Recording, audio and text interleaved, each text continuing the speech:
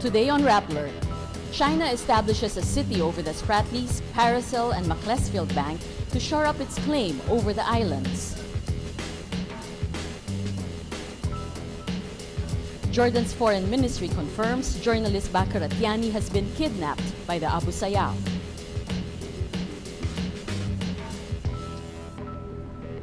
And Senator Defensor-Santiago urges her colleagues in the Senate to do a Flavier and vote for the RH bill.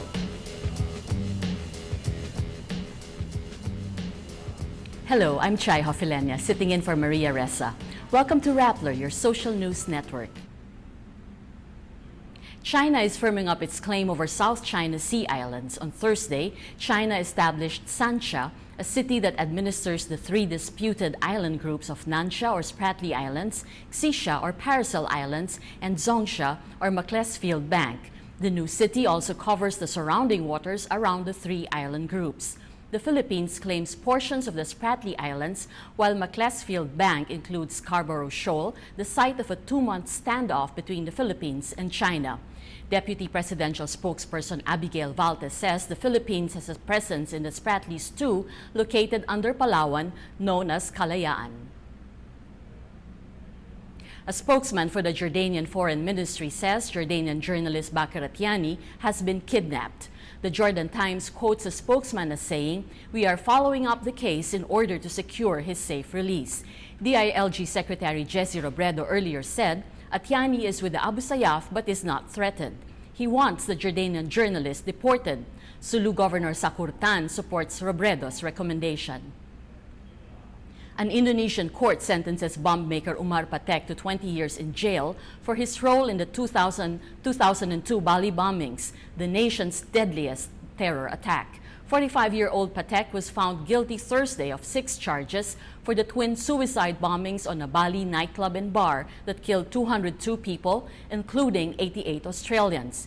He was also found guilty of premeditated murder for Christmas Eve bombings on several churches that killed 19 people in Jakarta in 2000. Patek's lawyer says, quote, Umar Patek is very disappointed with the sentence and considers it too severe. Prosecutors had sought a life sentence for Patek, unlike 3 other Bali bombers who faced the firing squad because he had shown remorse during the 4-month trial. There's a glimmer of hope for kids growing up in a lawless land. Philippine Marines are teaching the children of Sulu football and giving them an education. Carlos Santamaria reports. In Sulu, most children don't go to school and have no future beyond violence. Many end up joining gangs or rebels like the Abu Sayyaf. Now the kids have a choice to get away from violence playing football, trained by people they regarded as the enemy, the Philippine Marines. If you go to Sulu, the way of life there is guns. Everyone in the house, there are guns. So we need to change the perspective from bullets into balls, from guns into from fighting in the jungle, fighting in the soccer field. For the past 2 years, Major Cabanlet and other Marines have been teaching the children of the island to play football. It was difficult, but they are learning discipline, sportsmanship, and teamwork. The kids play for a few hours at the Marine detachment. After training, they are taught basic math and learn to read and write. When you go to some places in Sulu na hindi namin saklaw na area, you might be afraid of the children or even the people there because they will not wave or they will not give you a smile. What we are doing is having this one is children, when we pass by at the place, they're very happy seeing us. So they just, oh, let's play football. They will wave to us. The program is slowly bringing change. Now more kids want to learn rather than fight. Usually children in Sulu are fun into gambling. At the age of 8, they smoke already. So it's basically changing the lifestyle of these children.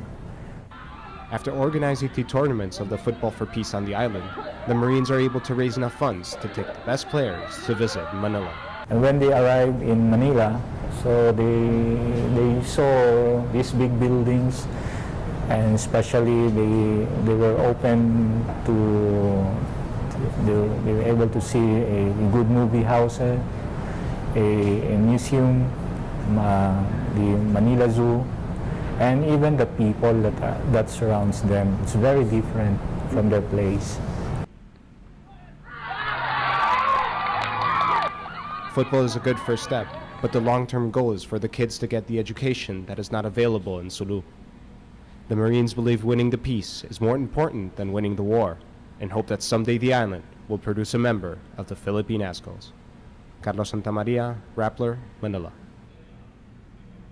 Dolphy's son Eric Quezon says his father has pneumonia on both lungs and is being treated with antibiotics. This is the 11th time in 11 months the comedy king has had pneumonia. He says they are glad the pneumonia was detected early. Quezon also says his father's platelets are still down, although his hemoglobin count is up after dialysis. His blood pressure has been regulated, although his heart rate is still fluctuating. Quezon adds Dolphy is responsive, though not as responsive as Thursday. Dolphy, 84, is one of the country's most enduring TV and movie icons. Senator Miriam Defensor-Santiago urges her re-electionist colleagues to pass the reproductive health bill once session resumes on July 23. Santiago says senators should not worry about the Catholic Church and speak up in support of the bill. The co-sponsor of the RH bill cites former Health Secretary Juan Flavier, who distributed condoms for free without any legal basis. She says, quote, "The Catholic Church campaigned against him, but he won as senator anyway." Santiago adds, quote, "There is no such thing as a Catholic vote." The RH bill is now in the period of amendments.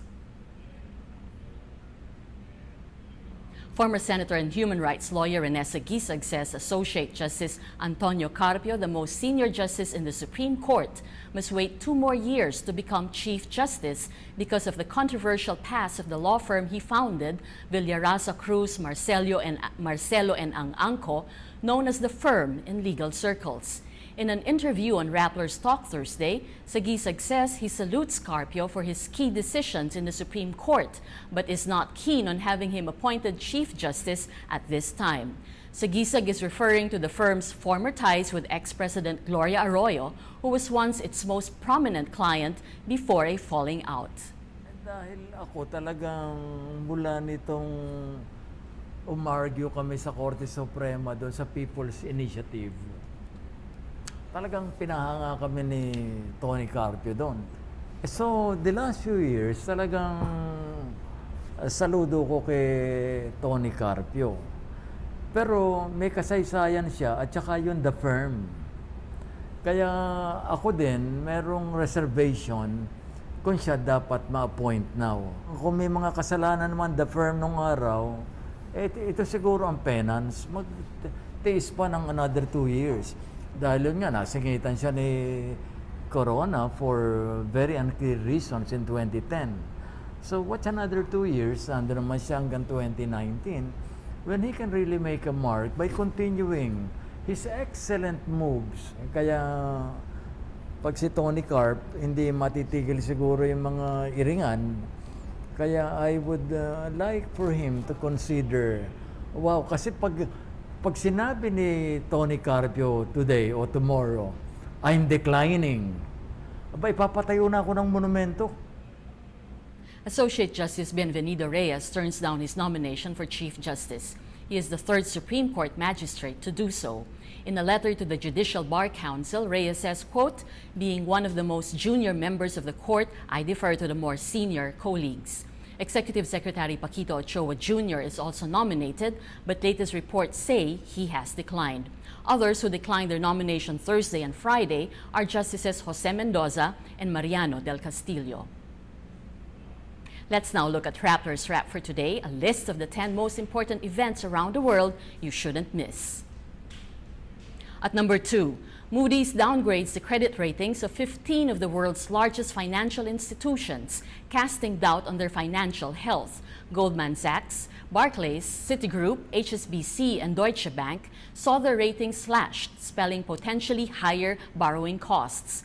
Moody's explains the bank's actions inherently risk massive losses. At number 6, The video of an American grandmother being bullied by a busload of school kids went viral on Thursday, tugging at the heartstrings of sympathetic strangers who donated more than $330,000 to send her on a trip to recover from the ordeal. The 10-minute video of school bus monitor Karen Klein being harassed by 12 and 13-year-olds went viral shortly after it appeared on YouTube and Facebook late Tuesday. At number 7, Twitter said a cascading bug caused outages Thursday, affecting millions of users of the wildly popular site. Twitter dismisses claims of a hacker attack. The outage led to a barrage of complaints and comments. Twitter says the reaction underscores, quote, how critical Twitter has become. And at number 9, American Idol runner-up Jessica Sanchez will join the cast of Glee for a number of episodes. Sanchez will appear in the series' upcoming 4th season. No other details about her character have been released by Fox. Sanchez will be part of Idol's summer concert tour, which includes a stop in Manila on September 21. For the full top 10, visit Rappler.com's The Wrap. Miami Heat takes down Oklahoma City Thunder in Game 5 of their best-of-7 final series, 121-106, to win the 2012 NBA championship. LeBron James dominates with 26 points, 13 assists, and 11 rebounds to get his first NBA title. James is also the Finals MVP, making him the first player to win both season and Finals MVP in the same year since Tim Duncan in 2003. Heat coach Eric Spoelstra is the first ever Filipino-American head coach to win an NBA title. That's Rappler's Newscast for today, Friday, June 22, 2012. Visit Rappler.com and watch our newscast Monday to Friday. Tell us how you feel on our mood meter. I'm Chai Hofilenia, and as we say at Rappler, tomorrow begins today.